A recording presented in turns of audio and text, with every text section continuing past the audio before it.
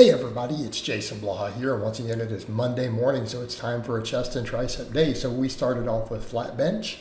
Really, this is the only lower chest exercise I do because I want to keep just hammering away at the upper chest. I do feel like with my goals of chasing kind of that golden era classic aesthetic look, again, as I've transitioned over from powerlifting, flat bench is probably really the only lower chest I need. I want to just double down on the upper chest. So that means we're going to do both incline with a barbell and dumbbell. We're going to focus on overhead pressing, focus on all these things. So with flat bench though, notice we are going full bodybuilder style at this point. It's a nice wide grip. I am gripping the barbell. If you guys notice, not only do we wrist stack just like with powerlifting because it's the best way to keep your shoulders healthy. But notice that I take a grip with, which is pinkies to index fingers on the rings. It gets me perfectly 90 degrees at the bottom when I touch the chest with a flat back. Now, why do we do that? What is the reason we do that for? To get the longest range of motion possible. I also want you guys to notice at this point, I'm now pausing every rep again. Completely flat back, we are avoiding leg drive. Last week I did a little touch and go, but I realized messing with it back and forth, I definitely feel like for me, I get that better chest out of the bottom. It lights my chest up a little more. But again, the idea here is to make the range of motion as long as possible. Okay, range of motion as long as possible so that we get the most stretch on the chest. So again, what we are doing, completely flat back, using no leg drive, pausing on the chest and making sure the range of motion is as long as possible. So taking the grip width that puts us at the deepest stretch on the chest. All right, we did sets of 6 with that, and then incline. And again, because my carbs are low, I upped my cardio. I actually am a little more bloated today, but I think that's going to go down this week. It's because I ate more peanut butter this weekend.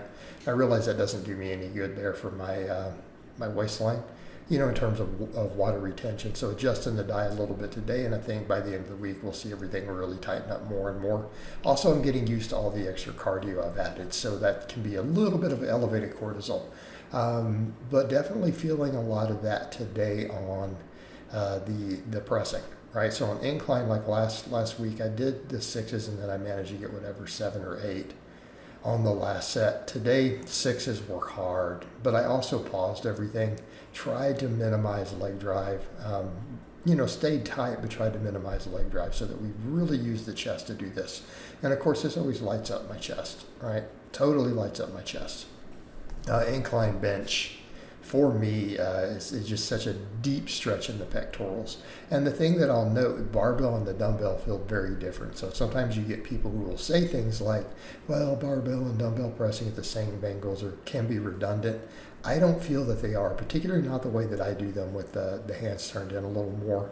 It does feel like a different angle, but they're both still very, very upper chest dominant. And that's really what I'm trying to do. And we notice it on the days, like some angles when I'm doing the preacher curls and stuff. You can really see that separation in the upper chest. Depending upon what's going on, we're seeing it a lot of my walking too with my cardio. So again, a lot of that is working. It's definitely working. So we're making progress there. And again, I have a feeling as I drop a little water weight back off later this week, as things tighten back up, we'll see more and more of that come out. So then, because I'm pretty fatigued, I've usually done 6 limit sets. I do find the dumbbell pressing can be a bit difficult at this point. So getting 12s with these was actually pretty hard today. And in the last set, I definitely hit failure. And I think I hit failure on rep 11. So we know that we're pretty well at the limits on all of that. But what I am trying to do here is increase total upper body volume in general. So I'm doing triceps, a bunch of tricep work on my shoulder day. So I'm really only doing 3 direct sets of triceps on the chest and tricep day. So again, I also have a shoulder and tricep day. So the idea with a lot of that, because everything I do for chest works triceps, it really is a tricep day any way you break it down, but I do want to do some isolation work and make sure I'm hitting that long head because the lateral head tends to be a little more dominant on all the pressing. So again, we do flat bench with a barbell, incline bench with a barbell, then we do high reps with dumbbell, higher reps, so these are like sets of 12. So I did 6s on the heavy work because again, I do power build here, it is power building. So everything else, though, I'd like to be 10 plus reps on most of my lifts that are not kind of my main barbell type lifts. So these ended up being 12s, and then we did around 15s and then 20s. But what we have here is sets of 12, taking these pretty well to failure. Definitely the last set. The last ones, it was a rep away from failure, but they were basically 0 reps in reserve. I don't think I would have been able to do another. On this one, though, this set I actually got to the bottom and just got stuck. So this was true temporary muscle failure. So most of this work was about 0 reps in reserve today, and then we hit failure on the 9th total set, right? So again, pretty much 9 limit sets. Then I'm doing my regular weight and reps with these. These have pretty much gotten to around 15s consistently with this weight, but I'm kind of at the point where I don't want to increase these dumbbells because I do this exercise twice a week. I do it on both days. But I do want it to be clear, arms and delts are going to be my biggest priorities moving forward. Because again, they've got neglected the most while I was powerlifting. So I need to get them caught back up as I continue to get leaner. So they're going to be my biggest priority. But notice that my arm work, when I say arms, I mean arms in general. Okay, because we do forearms on my deadlift and posterior chain day. I'm doing triceps both of the days, both chest and shoulder day, because I do overhead pressing. And then, of course, when we think about it, the shoulders, I'm doing a lot of direct delt work on that day also. Okay, so we do 12 sets for delts. I do a lot of pressing and pulling. With this incline dominance, there's going to be a lot of shoulder work anyways. Same thing on my pulling, all the rows and all that, still going to hit rear delts. But then we come in and we prioritize side and rear delts, a little higher priority on the shoulder day than front delts. But what I'm doing here, we come in, we do 3 sets of tricep extensions to failure, right? Doing the failure. And right there, we saw muscle failure. Came down, couldn't do another rep. The first set, I might have had 1 or 0 reps in reserve. The second and third set, we took them to failure. All right, took them to failure. So I'm hitting right around 15 with these still.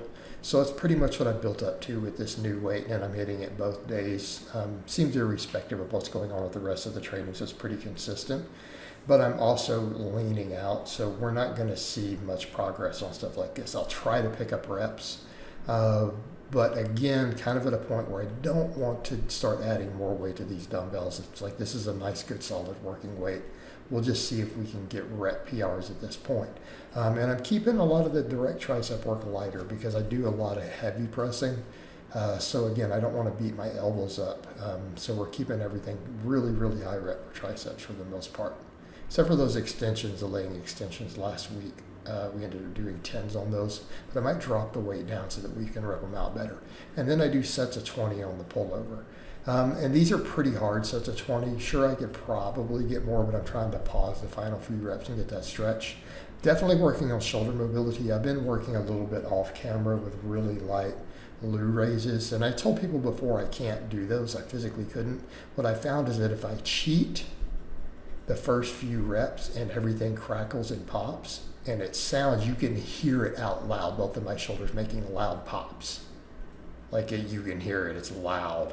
And then I'm able to do it after a few reps of cheating it up. So it's kind of interesting. I can't actually do that, but I have a feeling if I keep doing that, because then after the first few reps, I can start doing it.